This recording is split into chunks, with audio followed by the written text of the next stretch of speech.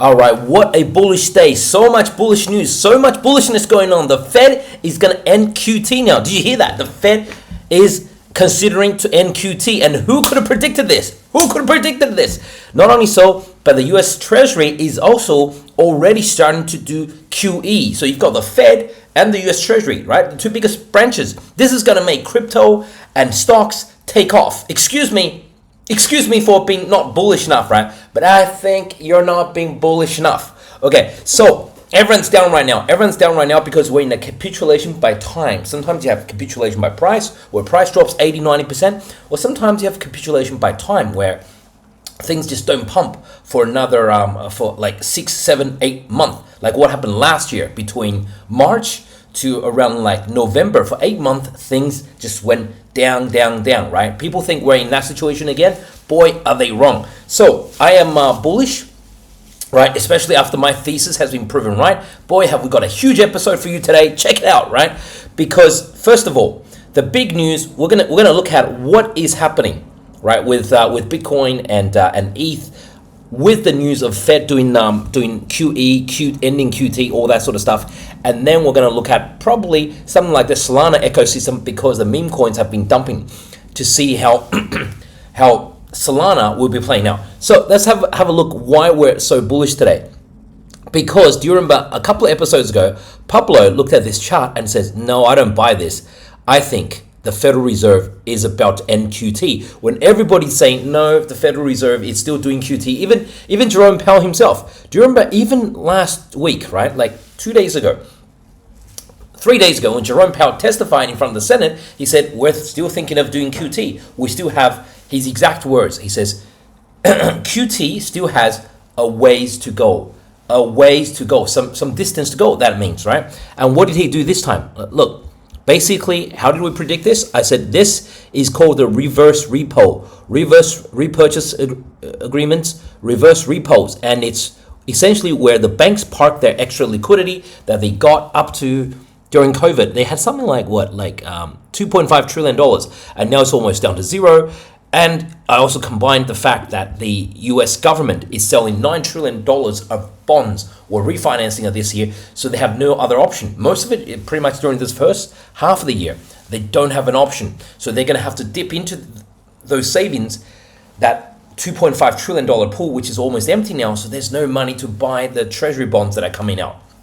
But it gets even worse than that, because what the Federal Reserve said today turned out to be another major lie. Look at this.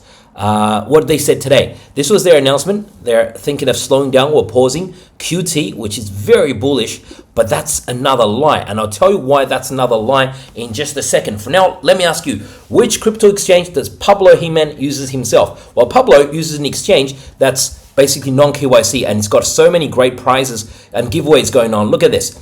A Tesla Model 3, but only on the Pablo He-Man deal, right, with Bitunix, or a Rolex Vision Pro just by trading, and more prizes here, right, just for trading, right? There's so much competitions going on.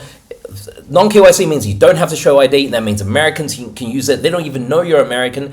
That means you don't show ID. The exchange wouldn't know if you are American, and the CIA can't see you, the FBI, the IRS, the tax office, nobody can see that it's you. That's why Pablo uses this quite a lot. Okay, but if you're watching on YouTube, then the link is in the description below. Only in the link in the description below. But if you're on some other platform watching my videos, then basically just go to my homepage. Go to my homepage, see there's a stand link there. We click on that, and it's the first thing that comes up, right? Then it's basically only on this link, right? Pablo and Bitunix. Check it out. So what happened today was the Fed said essentially they are gonna pause or slow QT due to debt ceiling, due to the debt ceiling impasse, which is a total lie. It's a total lie. Debt ceiling, right? Remember this headline, and I'll show you why it's a total lie and exposes how panicked they are. Because there are two large US government institutions that are selling bonds. One is the Fed, and that's called QT, and one is the US Treasury, and that's called financing their debt when they sell Treasury bonds. When there's a debt ceiling, as I explained to you guys 2 episodes ago, that means they cannot sell any more bonds. They cannot sell any more. So when the US Treasury cannot sell any more bonds, then there's less selling pressure on US Treasury bonds, then that means the Fed can sell more or can continue to sell. Now, why does the Fed also need to stop? It doesn't make any sense. In fact, when Treasury stops selling, the Fed has less pressure to stop selling. But the Fed is saying, well, they've got a debt ceiling impasse. They need to stop until they work that out.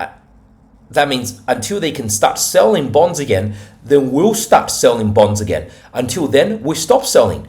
Because Treasury stops selling, then the Fed stops selling. That's just crazy, isn't it? It doesn't make any sense. It doesn't make any sense. So this is a completely bold-faced lie. And that goes to show what Pablo has said all along was correct. And that is the Fed essentially, they say they have two mandates. One is basically to stabilize jobs, US economy. Two, to control inflation, price stability. But the third mandate, those bankers don't tell you, is that the Fed, the third mandate, is actually controlled or created by the large bankers. And they secretly have a third mandate, which they don't tell you. And that is to help the US banking system or the market's liquidity, right? So they're going to run out of liquidity, as this chart shows you. Right? They're going to run out of liquidity, so the Fed will start end QT. They will end QT exactly as Pablo predicted. Okay, let's have a look at Bitcoin and Ethereum. Here we go. Let's start off. We've got ETH open already. Let's go with ETH. So ETH, as we can see, this red trend line, I've shown you guys before in my video how this red trend line was drawn, 2.5 years long, and this blue trend line as well. They're all converging around this 20, it is logarithm, so 2754 area. So that's why ETH keeps on butting against this area, and you can see that we have long wicks above, and we keeps on getting rejected in that area, right? Keeps on getting rejected. Boom, boom, boom, boom, boom. I've redrawn my my bull flag to be a little bit more flatter. So I think maybe we get one more dip, something like retest 2400, and then up we go. Very bullish news. Now for Bitcoin itself, let's have a look.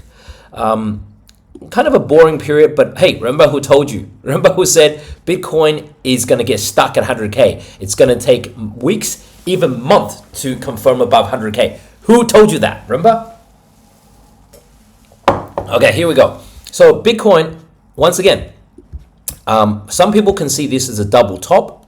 Technically, that could easily, entirely happen. My thinking is one more dip to sort of this red area, or maybe this dip 2 days ago was it, and then we bounce. And overall, I see this as a bull flag sideways consolidation pattern. So you have the flagpole, bull flag of sorts, consolidation, and boom, up we go. How high does it go? I am not quite sure, but that's kind of how I see it. And during this period, I think that's when the final alt season comes. And mind you, not every coin is going to make a crazy run. Probably just the strong narratives, just the strong narrative coins are going to make a big run. And also in other news, we have QE already started. If you watched my episode from like 2 days ago, I showed folks that this is basically the US government's banking account. The US government's bank account is called the Treasury General Account at the Federal Reserve. And basically, this is when they collect money and they spend money. They collect money and they spend money. They collect money, and now because the debt ceiling, they can't collect any more money, so they have to spend their money. Every time when they spend this money, and when they're about to spend this money, basically, stocks either finds a bottom if it's in a bear market, or stocks pump. Crypto tends to do very well during that period as well. They either find a bottom if it's dropping, like it is right now, or they pump when it is in a bull trend. So all very bullish factors. Just one more, if we can squeeze that in, have a quick look at the Solana ecosystem. So Solana has received an absolute belting. Why is that? Because thanks to what the Argentinian president did, and which is essentially to rug pull the entire space. And so that's why what's it called? Solana is in a lot of trouble right now. And So my Discord was asking me where do I see the support for Solana was, and I told him it was around 164. So around 164 is around here. Why 164? You can probably see now from this chart. First of all, this blue line. This blue line, that started at what? In December 23. So it's been over 14 months now. So we've had support, bounce off, support, bounce off, support, and then another support here, another test. We should at least get a bounce here. Even if it breaks down, it should at least get some sort of bounce. 205 would be a conservative target. Could be an even bigger bounce to 260. Yeah. A more optimistic target is 265, 263-ish. Conservative target is could be like 189, but realistic 206 is possible. 163, 164 is that trend line. But on top of that, see, there's this big range I've drawn in yellow. See this yellow area? So we've had top, bottom, pivot top, pivot bottoms, and then this range continues to here. So we don't want Solana to get into this range, because once it does, then 122 area, 120s is the support. So for now, we're thinking it'll bounce off the top edge, wick down, bounce off the top edge of this. See how it's all being wicks down. Doesn't really close inside this area, and it bounces up. So basically this 160, let's call it 163, 164, 165 area. That's kind of the bottom. If there's a wick down into here, like 165, 166 again, then it's probably a chance to buy the bounce with a minimum target of 189, but more likely 205, 206 area, and 265 if we're really optimistic. So that's I don't think Solana memes come back for a while, honestly. Like, I do think they will come back. I think the degen traders will never learn, and it'll pump again. But for now, memes probably don't pump again until the end of this bull run. So if the Solana memes pump, fun memes pump again, then we know that's the end of this bull run. In the meantime, so many bullish news: end of QT, start of QE. One by the Fed, one by the Treasury, and there are other news that I'm quite bullish about, but it's too long for one episode. I'll cover in the next episode. Thank you guys for tuning in. I'll catch you next time.